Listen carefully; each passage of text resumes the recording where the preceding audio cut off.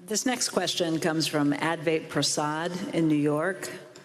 He writes, today, Berkshire holds over $300 billion in cash and short-term investments, representing about 27% of total assets, a historically high figure compared to the 13% average over the last 25 years.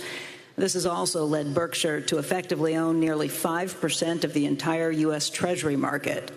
Beyond the need for liquidity to meet insurance obligations, is the decision to raise cash primarily a de-risking strategy in response to high market valuations, or is it also a deliberate effort to position Berkshire's balance sheet for a smoother leadership transition, providing Greg Abel with maximum flexibility and a clean slate for future capital allocation decisions? And I will add one line from another shareholder, Mike Conway, who asks, are you encouraged you may see some fat pitches coming your way? Yeah. Well, I wouldn't do anything nearly so noble as to withhold investing myself just so that Greg could look good later on.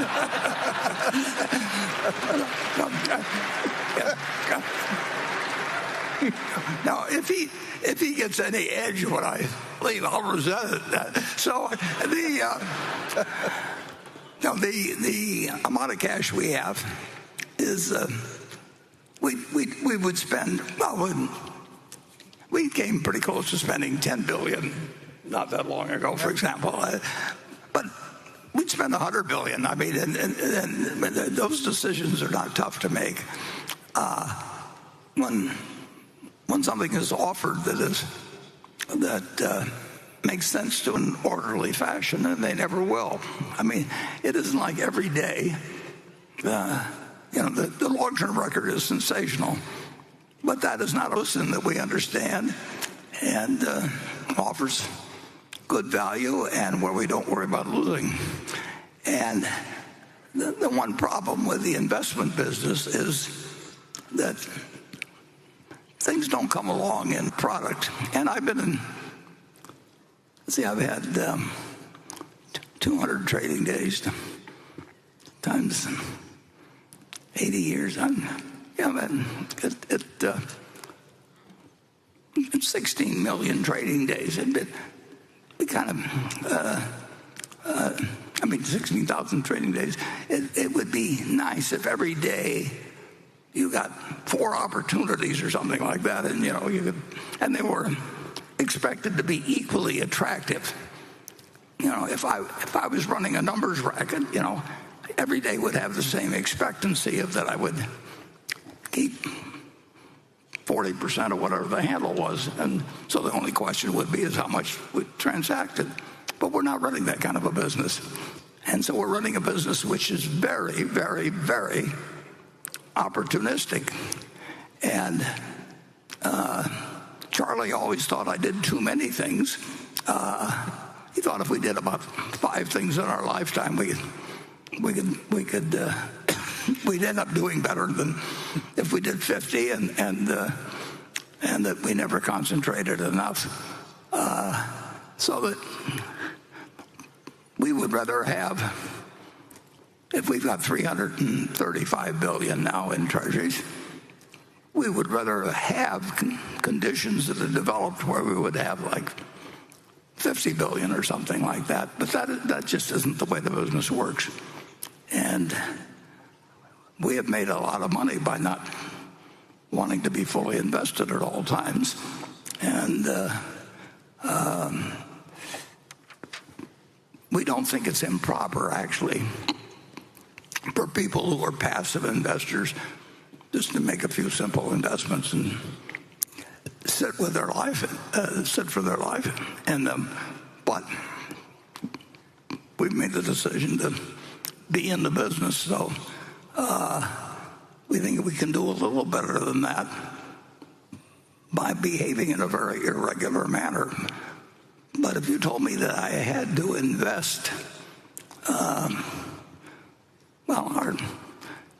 let's say that we have a roughly $40 billion a year coming in, and we start with 335. If you told me I had to invest $50 billion every year, till we got down to 50 billion.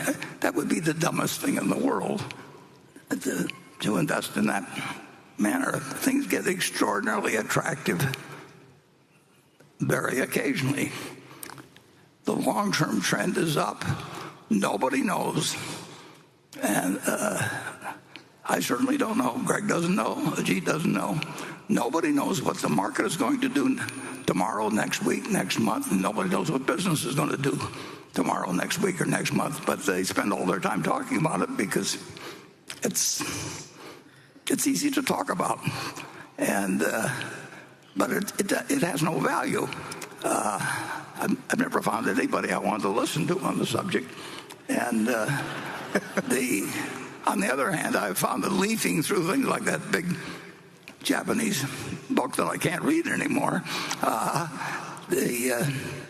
that's a treasure hunt, and every now and then you find something, and occasionally, very occasionally, but it'll happen again.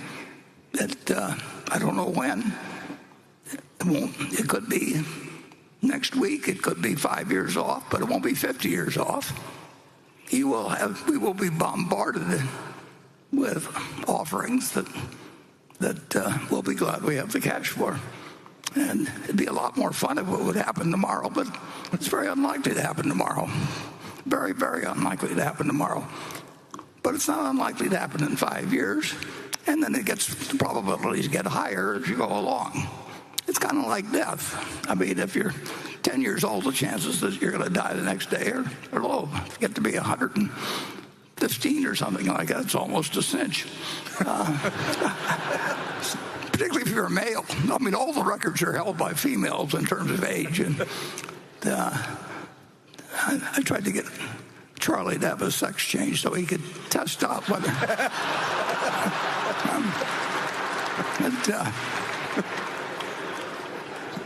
He did pretty well for being a male, I'll put it that way. Okay.